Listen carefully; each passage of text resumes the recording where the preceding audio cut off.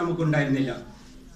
1947 August 29 doctor B R അംബേദ്കറിനെ അധ്യക്ഷനാക്കിക്കൊണ്ട് ഒരു ഭരണഘടനാ സമിതിക്ക് തന്നെ രൂപം കൊടുത്തുകൊണ്ട് നമുക്കൊരു ഭരണഘടന എഴുതണമെന്നുള്ള ഉദ്ദേശത്തോടു കൂടി അവരെ നിശ്ചയിക്കുകയും തീരുമാനിക്കുകയും 1947 നവംബർ 4-ാം തീയതി പ്രാഥമികമായ ഒരു റിപ്പോർട്ട് സമർപ്പിക്കുകയും തുടർന്ന് കോൺസ്റ്റിറ്റ്യൂന്റ് അസംബ്ലിയിൽ നിരന്തരമായ ചർച്ചയിലൂടെ 1950 ജനുവരി 24-ന് നമ്മുടെ ഭരണഘടന നിലവിൽ വരികയും സ്വതന്ത്ര ഇന്ത്യയുടെ ആദ്യത്തെ രാഷ്ട്രപതിയായ ഡോക്ടർ രാജേന്ദ്ര പ്രസാദ് 1950 ജനുവരി 26-ന് നമ്മുടെ ഭരണഘടന അംഗീകരിച്ചുകൊണ്ട് ഇന്ത്യ ഒരു സ്വതന്ത്ര പരമാധികാര രാഷ്ട്രമാക്കി പ്രഖ്യാപിക്കുകയും ആ പ്രഖ്യാപനത്തിന്റെ സന്തോഷം പങ്കിടുന്ന ഒരു ദിനം കൂടിയാണ് ഇന്ന്.